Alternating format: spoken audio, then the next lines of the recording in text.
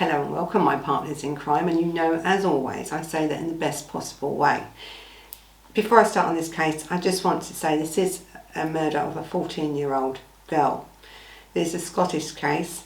It's in Dalkeith.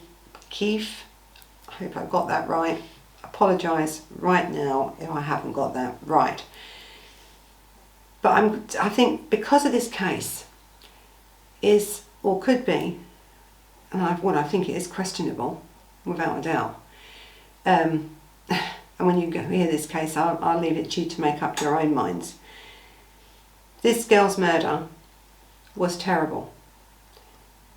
Shocking, really, what happened to this young girl, 14-year-old. So this case took place in Scotland, in Dalkeith, on the 30th of June 2003. So that if this is a miscarriage of justice, and as I said it possibly could be, this young lad has been in prison for a very long time. You know, we're now in 2021. I think, what is it, April the 22nd, 2021.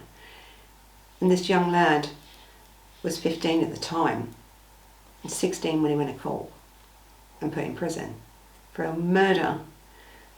And I think when we look at this case, and I hate to bring up old cases unless there's reason to do it.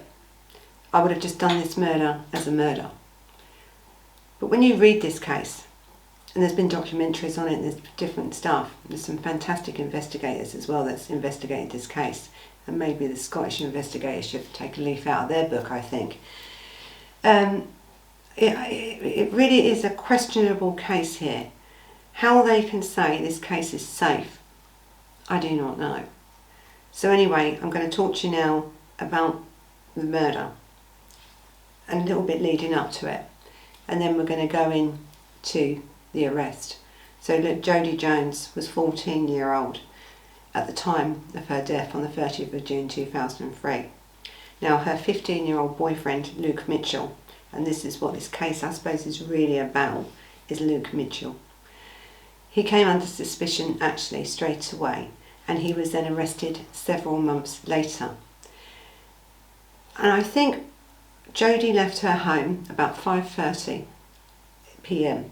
on that evening to go and visit Luke, because they were boyfriend and girlfriend. And, you know, he was 15, she was 14. They were sexually active, that was known, and I know her mother had really tried to stop that and stuff. You're talking about teenagers, very difficult, as we all know when we have teenage girls and boys. We don't always know what they're up to. But she did try to stop all that going on. So now Luke wasn't only seeing her, Jodi, he was sexually active with other people. Listen, they're 15 and 14. Plus, they went to the same high school, and he was supposedly a drug dealer at that high school. You know, puff, marijuana, that sort of stuff, at 15. So no one's saying here that this boy is a perfect child. No one. But does that make him a murderer? Keep this in mind as we go through. So also with Luke, and actually with Jodi, they are what I would call goths. They dress different. They had their own style, as many kids and adults actually dress like, and trying to find their way in life, trying to find their identity, aren't they?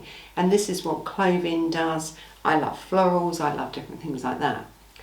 Now Luke and Jodi liked that sort of clothing, the dark makeup, the dark hair, all this sort of thing.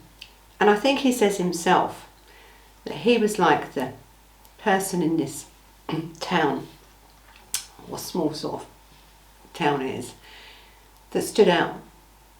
He stood out because he was different.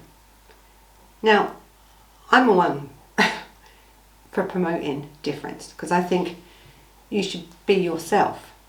But what this did was, it made people then weary of him. You know, they pointed to him, oh, you know, he's a lad that looks like that. Well, lots of people look like that. These are kids, or they were kids, going through a stage in their life, and he may have actually always wanted to remain, you know, this goth. He may have.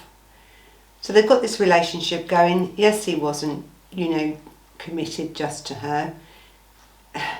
They were young. There was no marriage here, just a young boyfriend and girlfriend. And I think this evening she had told her parents, her mother, that she was going to go to see Luke. And that's where she set off.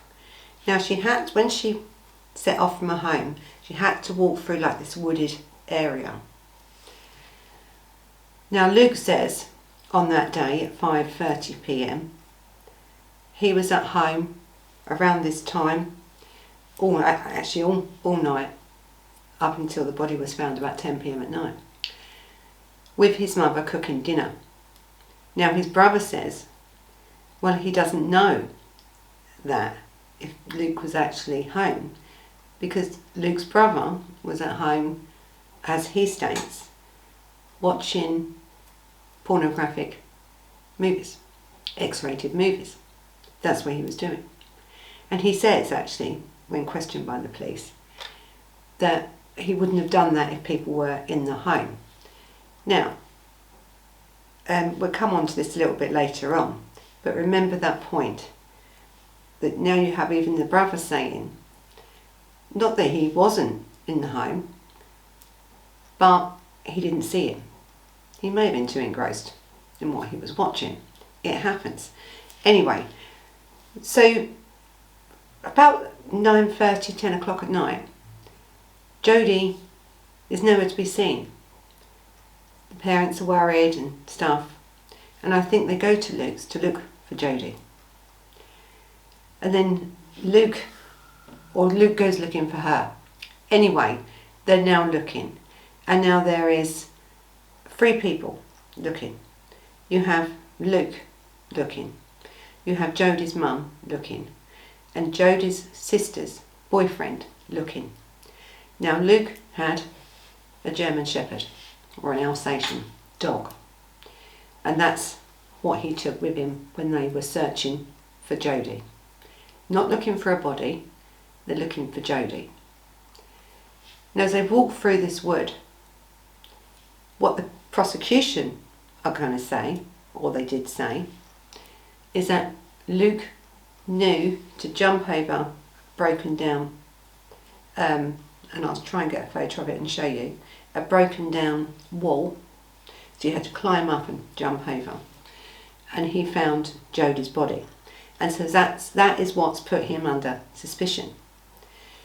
But there was other people here. I think the sister was there as well, the boyfriend, the sister and the mother, and Luke. There was 4 of them. So this is what happened. So Jodi's now body has been found over this wall in this wooded area in an absolutely terrible state. The girl had been beaten, the girl had been raped, the girl was nearly decapitated. You could tell she had struggled. She was also tied up, I think, using her own clothing. But now the story is here. So they're saying that Luke, because he found this body over this wall at 10 o'clock at night, he knew where that body was because he'd done the murder. Now what really happened on that evening is that you had all these people looking, these 4 looking, plus the dog. Now the dog was the one that went over the wall. Now, as you know, we love dogs, and in many, many places a dog is used to find bodies. You haven't got to be trained. Listen, these dogs are trained. But dogs have got, I think, 2,000,000% more smelling than we've got, that's what we want to call it. Plus he knew Jodi, this dog. He knew her. She hadn't have been dead long. They think she had died probably within the first 15 minutes of leaving home. You're outside. The dog's jumped the fence, jumped this wall, and then Luke has jumped over, and so that's why he's found this body. The thing is with this dog, and other dogs, many bodies are found, aren't they, by dog walkers.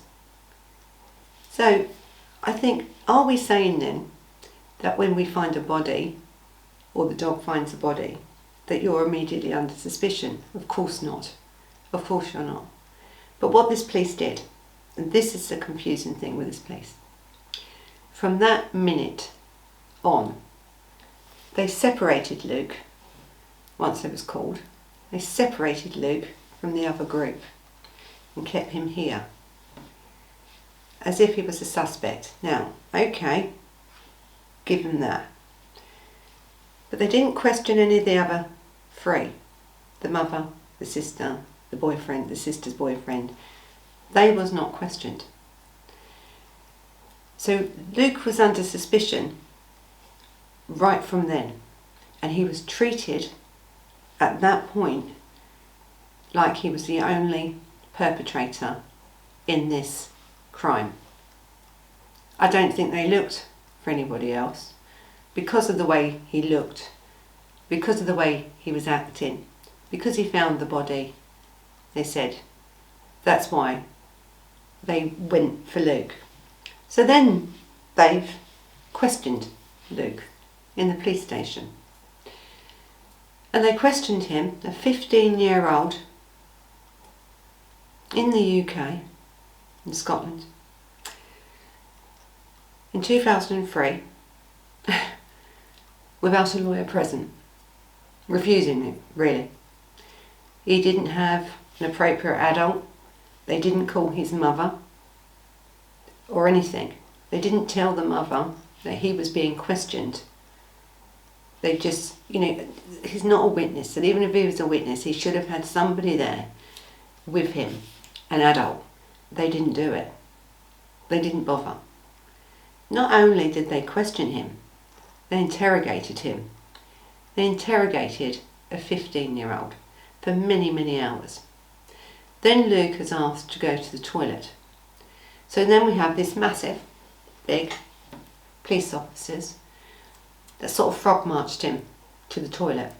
And as he's trying to use the urinal in the toilet, they're screaming at him.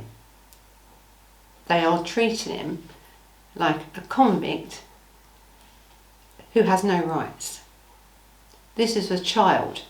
This was a 15-year-old boy who's found his girlfriend murdered. And this is what they're doing. Now, in this case, there is no forensic evidence at all that ties Luke Mitchell to this case. Nothing. Jodi's body, as I've said, her throat was cut so many times that she was nearly decapitated. The blood would have been everywhere. This boy would have been covered in blood. Then we think, okay, he could have gone home, murdered her, gone home, washed it, got rid of the clothes. But when they searched his home and they done, forensic analysis and that on his home, there was no DNA there either. There was no blood. There was no nothing. No samples at all. Right, so now we're thinking, you've done this, or you're meant to have done this to a girl. You've not only raped her, beat her, the boy didn't have a mark on him. Now we know Jodi fought back. They know that. She had no DNA on her of him. Not at all.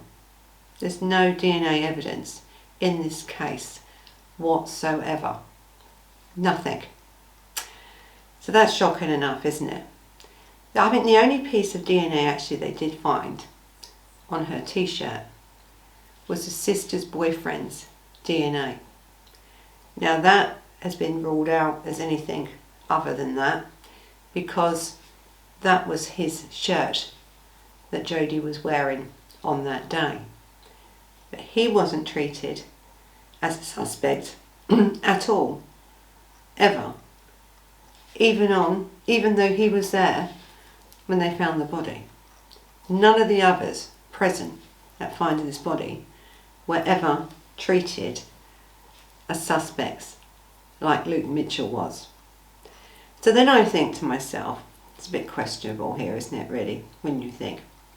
The police have not gone by the books. They haven't used the full process that this boy had a legal right to. They've discarded that. And you think, why? If they're so sure that this boy did it, why would you take the risk of losing a case over that if you're so sure? So there's questions here about these police officers and the investigation actually into this. So this case reminds me of the Robert Napper case. And, I think with that case, remember I said to you with Colin Stagg in that case, and if you haven't watched that case, you should watch it, it's a shocking case. With Colin Stagg, they couldn't see past, could they? They had their blinkers on. That's who done it. Even though there was actually DNA evidence of other people, not his, that was discarded. A little bit like this one, wasn't it? Now, I'm not saying that he done it, but I'm saying if there's no DNA at all on a body or in the surrounding area to do with him, how could he have possibly done this murder? We have forensic testing for a reason. And then we find out that there was a used condom as well, placed on the floor or discarded on the floor with semen in it. And again, that semen did not match Luke's. So I have to think now, what else did they have then? Then they had, they say, an eyewitness. Now an eyewitness, and I say it all the time, an eyewitness, if I'm looking at you for a good 15 minutes and I know why I'm looking at you and you're not holding a gun at me or a knife at me or you're not threatening me, I could probably pick you out of a crowd. Probably could. If you, though, was driving down a street, now this street, if you're coming down the street, then there's a left-hand turn, there's a roundabout. So now you've got to look, haven't you? If you're drivers, you're looking. And I think in America it would go the other way. But in England, we're turning left and we drive on the left. Do we? Don't know. Anyway, I drive. But anyways, come down this street. This woman, she's come down the street at 30 miles an hour. Now, we're on 30 miles an hour on the street. Come to a roundabout, you're turning left. So you're looking to see if any other cars are coming. Wait, because you have to give way to your right, you see, in England. So she's turned left. And as she's coming down this 30 mile an hour, the speed limit here, she says that she thinks she saw Luke and Jodi arguing at 30 miles an hour. A blonde-headed lad, sort of arguing. Okay. That's it. That is it. So for now, that's all the police have got. There is no DNA. Now we live in a world, and even in 2003, a used condom with DNA in it is enough to give you a profile. It may not be in the system, but it's there for future use. But if you're then trying to blame a 15-year-old for murder and rape of this girl, but lying there near her is a used condom, I think there's some issues there, really. The other thing is the clothing. So we know now they've searched him, they've done all him, he's not got a mark on him, and we know the person that would have done this would have probably have had marks or something on him, because the girl fought for her life. She fought for it. Even at 14, she fought. We know now there's no DNA in the home at all that relates anywhere to this murder. Nothing. Then we have an eyewitness, don't we? That really, you know, I always say about eyewitnesses. Yes, it could have been. She couldn't be sure, could she? It'd be a bloody miracle if she was sure, unless she'd stopped, looked. When you're driving, and I think the investigators, this one that done these documentaries, I don't know the name, they're very, very good investigators, took on this case just to look to see what else, or could he have done it. Of course he could have done it.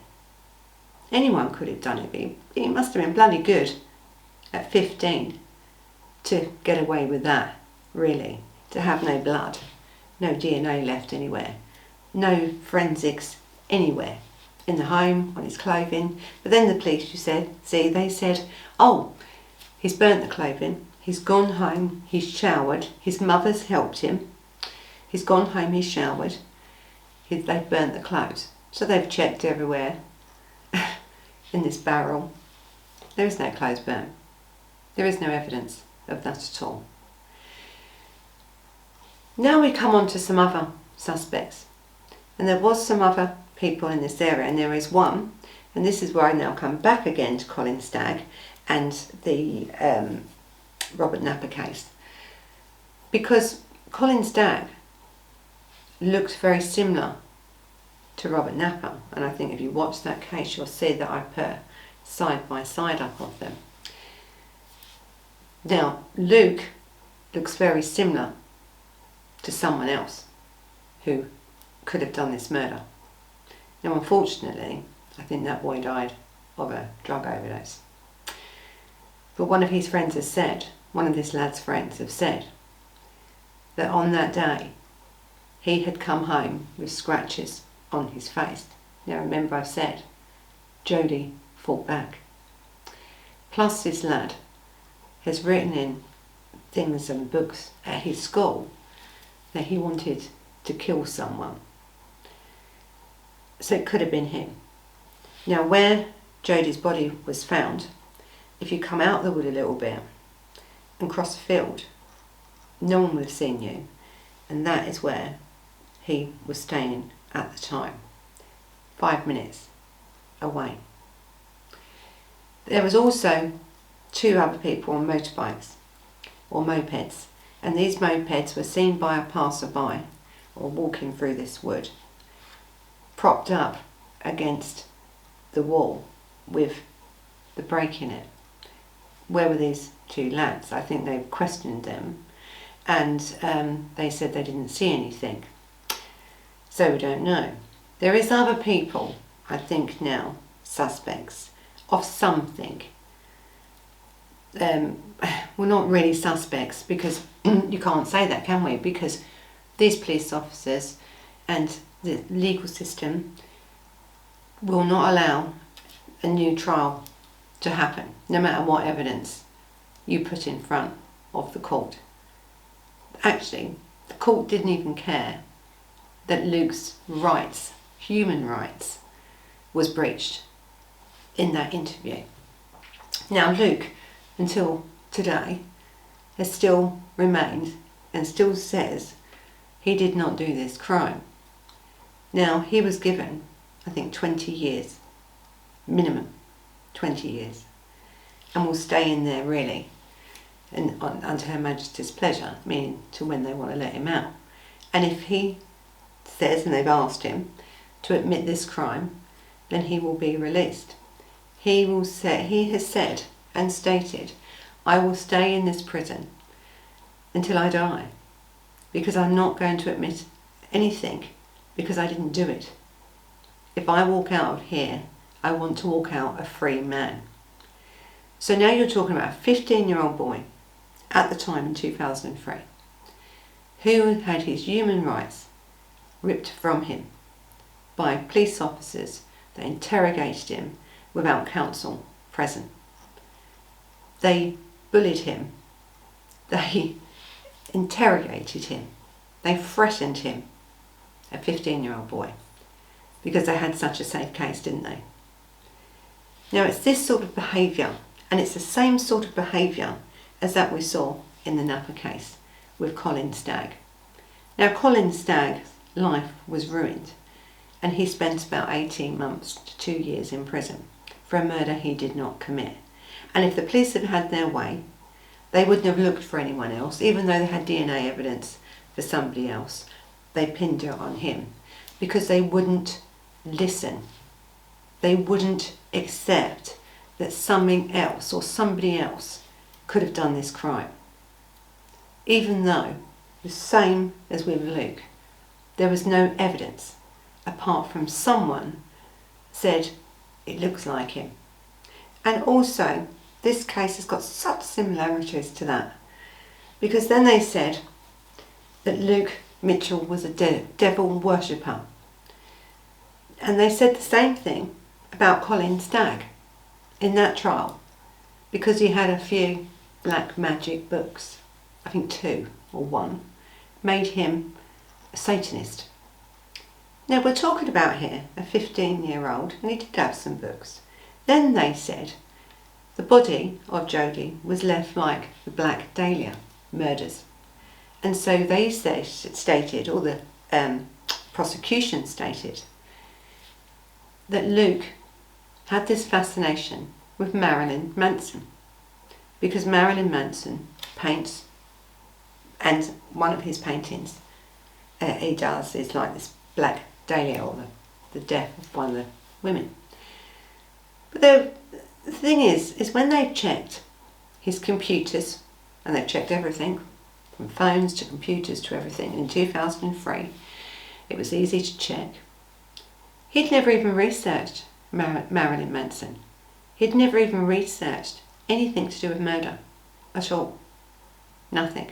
So again, the prosecution have got a job to do. That's their job, to tell the jury the story, what they want you to believe. Now, I don't know what the defence was doing in this, I just don't, in this case. I just don't. I can't get it. I can't understand it. You have a prosecution throwing all this stuff. Circumstantial. Minimal. No forensics. He was, because he's a goth, he loved Marilyn Manson. He copycat of the Black Dahlia murders. Nonsense. Absolutely nonsense. But the jury believed it, you see.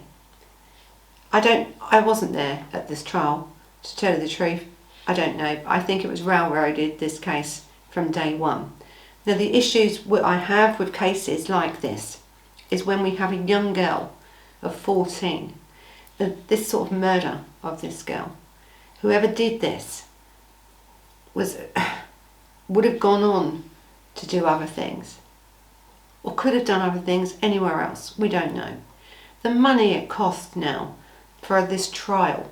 Now I think Luke's trial was the biggest single person's trial in Scottish history. Well, you'd think they'd bloody get it right, wouldn't you? You'd think that if you're going to take someone to court and you're going to prosecute them for murder, that you at least get your interview skills right. The police do this a lot. They don't listen. They don't investigate everything. They have their own mindset. And I think this is exactly what happened in this case. The police have not looked for any other suspects because they had him, didn't they?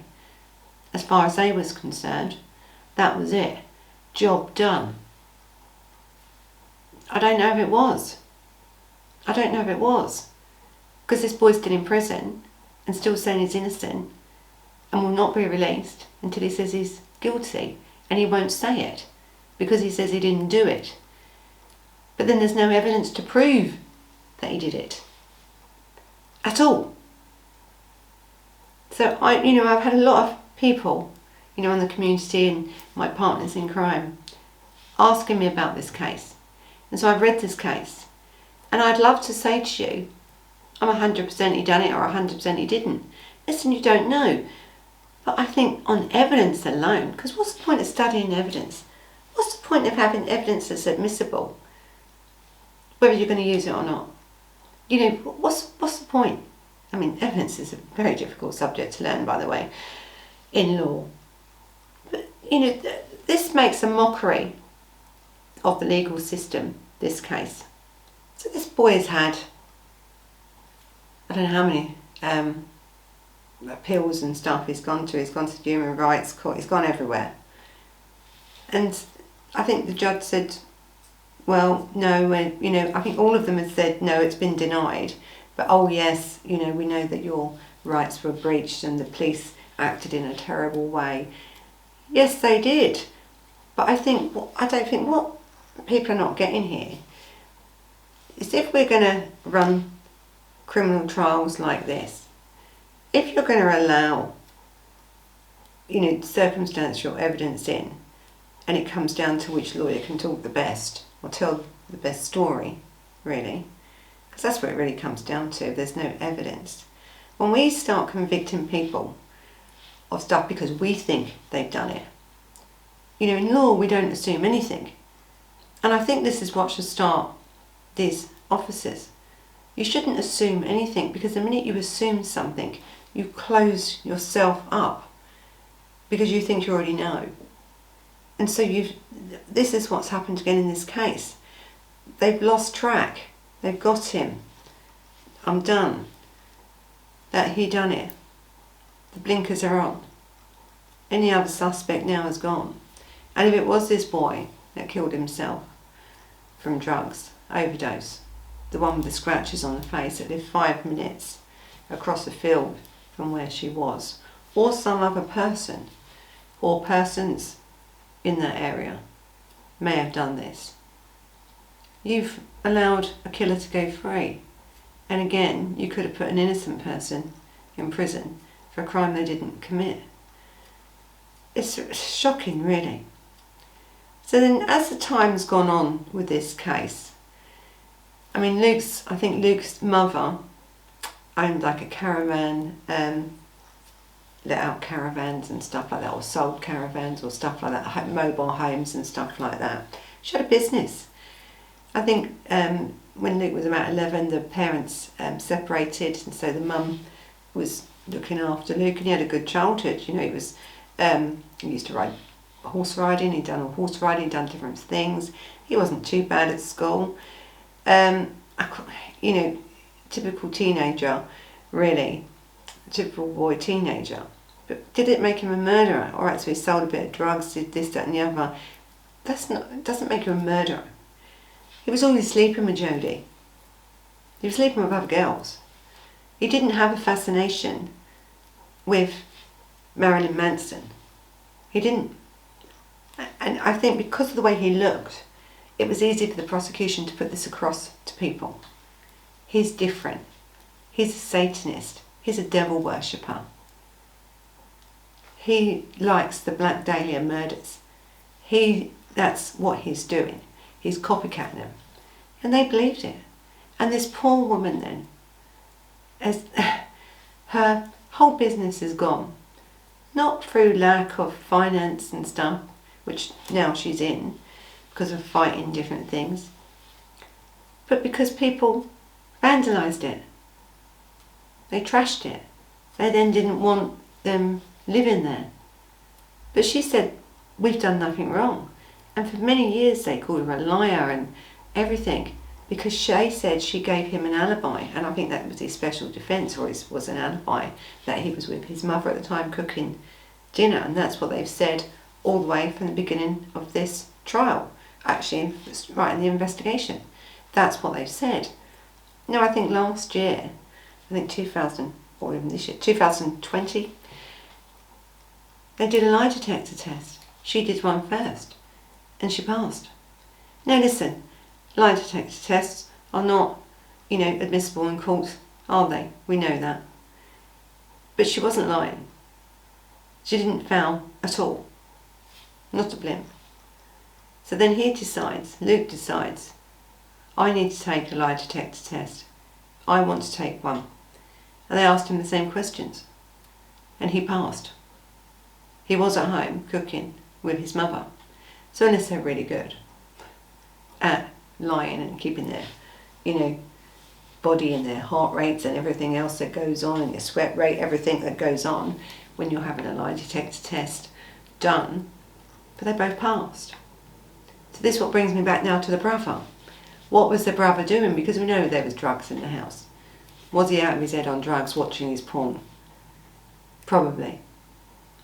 Now the boy didn't lie either, because I don't think he thought he needed to lie, the brother. He told the truth to the police. I don't know. I was watching porn. That's what he was doing. He didn't try and give him an alibi at all. He told the truth. And really, that then gave the police, these investigators, if that's what you'd like to call them, the open door. Well, your brother says you wasn't there. Well, the brother couldn't have said, because he's watching porn.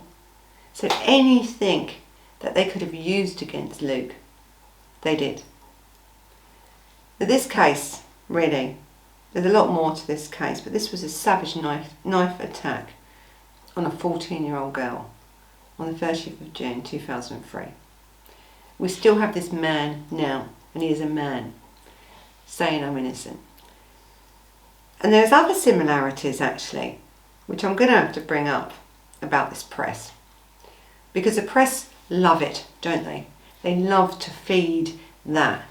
They've got a suspect, they're going to go for him. And even if he's 15, they're going to go for him.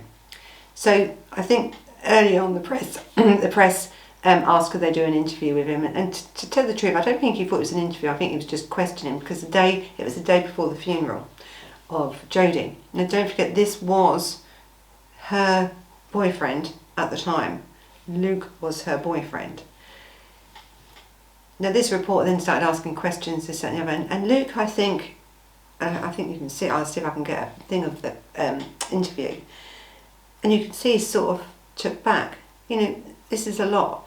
After this then, the parents have said, you're not allowed at the funeral. They wouldn't allow him at the funeral. One, because now he's under a suspicion of murdering their child, and that's fair enough. That's their child, and that's fair enough. But then you had the school. Now this boy hasn't really been arrested, he's under suspicion. Then you had his school saying, we don't want you really near the other children, the other kids, because you're dangerous. Well, hang on. What's about being innocent until proven guilty here? And then they expelled him. So this whole town, because they thought he was this, or it was in the press, this Satanist, this devil worshipper, he's murdered his girl, he's murdered Jodi. He's done it. Here's the evidence. There is no evidence in this case whatsoever against Luke Mitchell for the murder of Jodi Jones. Not anything. Not 1 ounce of it. Anywhere. It's all circumstantial evidence. It's all what the police have made up and put their case together, very much like Robert Napper's case and Colin Stagg. Now the same with Colin Stagg. The press then wanted, didn't they, or the police wanted to do a honey trap on him. Now that didn't work out very well actually in the Colin Stagg case, because the police set up a young PC to, I don't know, try and influence him into saying things. And that's what a honey trap is. And that backfired really badly, and literally it was thrown out of court. And actually the whole case then against Colin Stagg, because the judge was so taken back by how ridiculous their case was. It was a little bit like this one, really. And the judge in this case saw straight through it and threw them out. Now Luke was tried to be trapped I think in 2018, 2019, by a honey trap of a reporter who was trying to encourage him to talk and do different things and stuff, and say that she was underage and sent him pictures, this, that and the other. It's entrapment, really, when you think about it. And you think, this boy's been in prison since he was 15 years old. He hasn't grown up, has he? He looks like a man. But is it, what experience has he had now being in prison all these years? And you've got a journalist now trying to honey trap him into showing, oh, he likes young girls. Listen, anyone that writes this back, and when you read actually something he said, she says, can I come and visit you? He said, oh, well, I've got my family coming, so I'll have to let you know.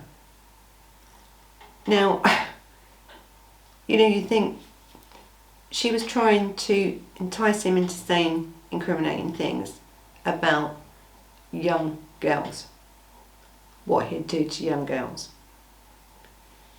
And I just think it's quite sad, really, for a journalist to stoop so low.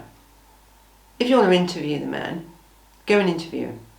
If you want to ask him, is he attracted to young girls? Ask him.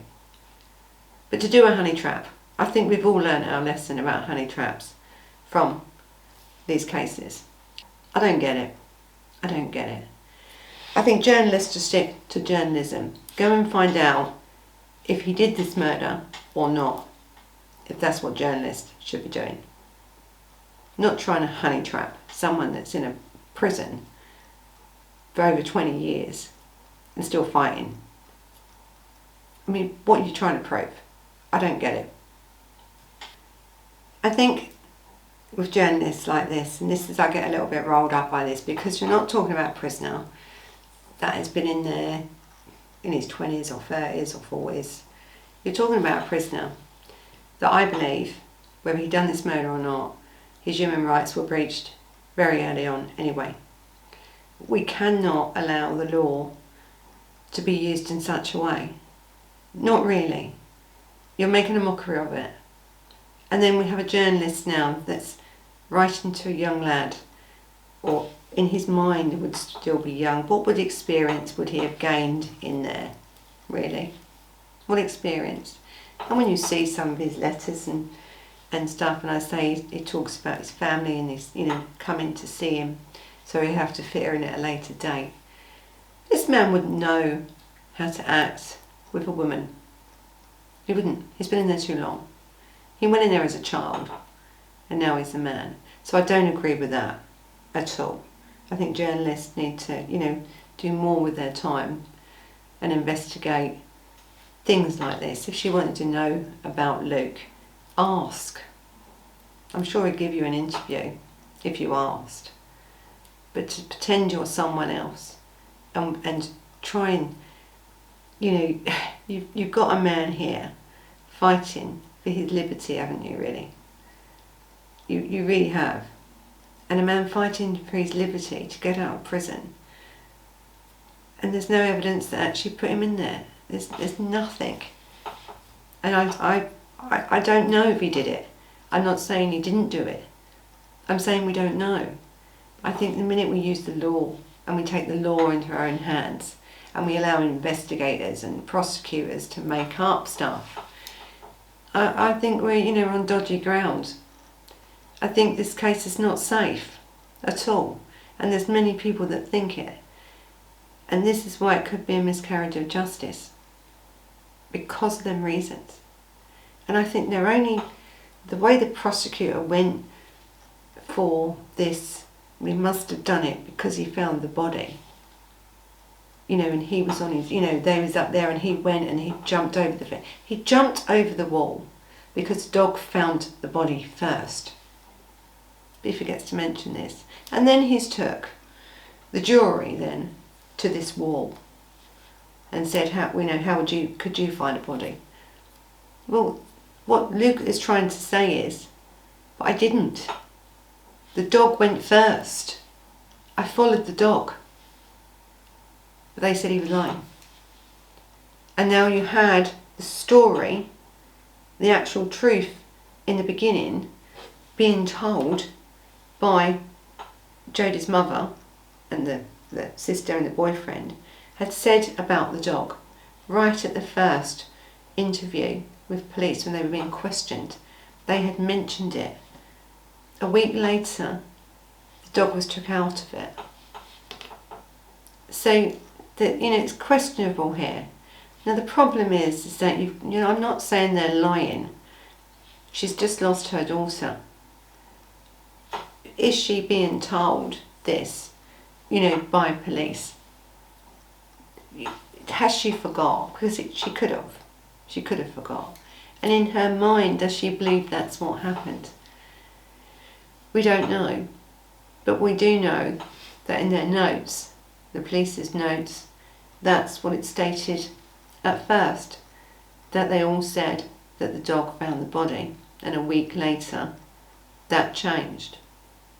And then it was Luke that found the body first. The DNA in the condom, we don't know, do we? Whose that is, I don't know. I don't even know if they're investigating whose it is. Probably not.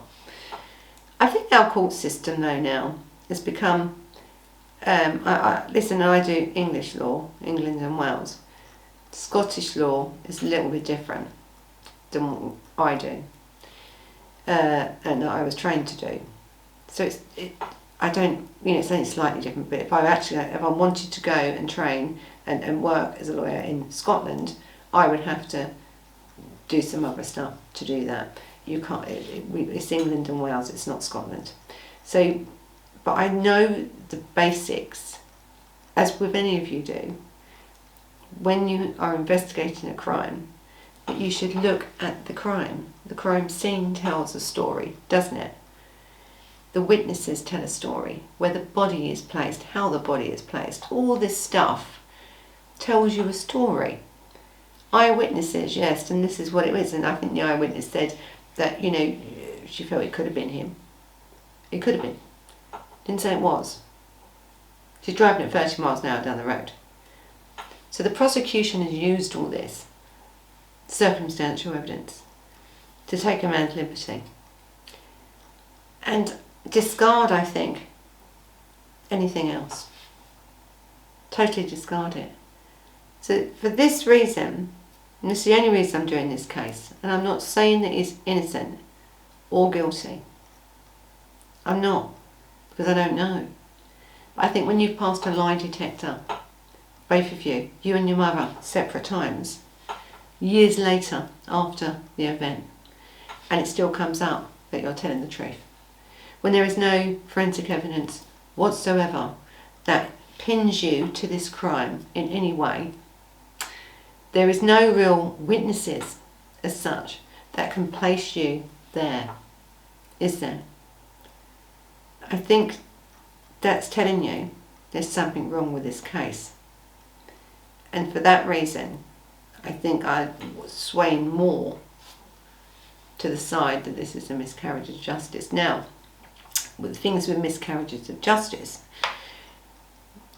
the courts don't like them because, one, it's going to cost you money. Of course it is. You've just locked somebody up, haven't you? If this is a miscarriage of justice for 20 odd years, you've took away this man's life from the age of 15. It's just terrible, really. So they're not going to admit it. And there has been so many appeals and different stuff going on here. And he's lost every one of them. And I don't understand why. And I think that documentary that was on, they tried to show their evidence, and there's still a lot of evidence actually being looked into. But no one wanted to know, you see. The only thing that's going to reopen this case, or reopen a new trial for Luke Mitchell, it's the public. It's about the opinions of us, the general public. Because all I want you to think about, if your child at 15 was arrested for murder and such a heinous crime as this, and he was taken to an interview room with two very large boisterous, should I say, investigators and interrogated, screamed at, shouted at, with no counsel there for him, no appropriate adult. His mother was not contacted to say, come and interview. They should have left him until someone was there to be with him. That's when his human rights were breached. I think the drink was also held back, and there was also him being abused terribly while he was trying to go to the toilet by the same two interview officers. So, and it comes back, doesn't it, when you think, why? Why was they doing it? How could they be so sure that this boy done this murder? Because he found the body. That was it. So all I can say is, don't find a body. Because this could happen to you, or happen to your son, or your daughter, or your husband, couldn't it? It's a shocking thing, really. And it does upset me that someone like this, even the courts are a disgrace in this case. They should reopen this case, allow it, and that would settle it, wouldn't it? It would settle it. Everyone would be happy then, because as the years have gone on. Now this woman, this Luke's mother, I've said has lost everything. She has nothing left. No one talks to her. No one cares. She has no heating. She's actually very ill. She's lost her business because people have trashed it. They've vandalised it. They've burnt her mobile homes out. They've burnt her business out. She's lost her home. And she's living now in like a shack on the land of the property, what used to be her business. That's what's happened there. And she's lost her son. If this is a miscarriage of justice, it's probably one of the most shocking ones I've ever seen, really. And how they haven't, the appeals court and all this, haven't really looked into this case in more depth. I don't understand it, because there is no evidence here at all. And I keep saying it because there just isn't at all. So I'm going to leave this one up to you and see what you think. I mean, Luke may spend the rest of his life in prison because he's certainly not going to admit it, and he said that he's never ever going to admit this crime at all, not even to get parole. He's not going to do it. He said he's going to stay in there until the end of his time. He wants to walk out a free man because he believes what he's saying is true. And by doing a lie detector and everything else, he's doing anything he can to prove he's innocent. And no one's listening. No one. So I'm going to leave this up to you. Let me know what you think about this case. There's not really much else I can tell you about this case, apart from I'd really like this case to be solved, one way or another. Because if Luke didn't do it, there's someone out there, isn't there, that did? And is it this young lad that's died of an overdose, who had the scratches on his face, who people believe that look very similar to Luke? And should we change who we are to fit in with society so we don't get arrested, or we don't get looked at as a criminal or a Satanist or a devil worshipper or all this stuff? No, because I think life is about being you. We just need to be careful, and I think you need to be very careful anywhere near these I wouldn't say him, but anywhere near these investigators. I think we need to be careful. I don't even know if they're still working, but I think for what they did and the breaching the laws that they did and his human rights, they should have lost their jobs. Definitely, because it's so important, isn't it, that we get the right person and we do the right thing to not jeopardise the case. Now, they didn't, they interrogated him, but he didn't say he was guilty. Or else there would have been grounds for appeal there, wouldn't it? Because it would have been under duress, wouldn't it? He was intimidated, he was pushed into it. He never said, even after being screamed at, shouted at, terrorised, that he did this murder. So, you know what to do. My partners in crime. You can hit the subscribe button, hit the like button, ding the bell. I think that's what it is. You can follow this on Instagram and on Facebook, and you can also catch this on podcast in a few days if you'd like. So, thank you for watching. Until the next time. Bye bye.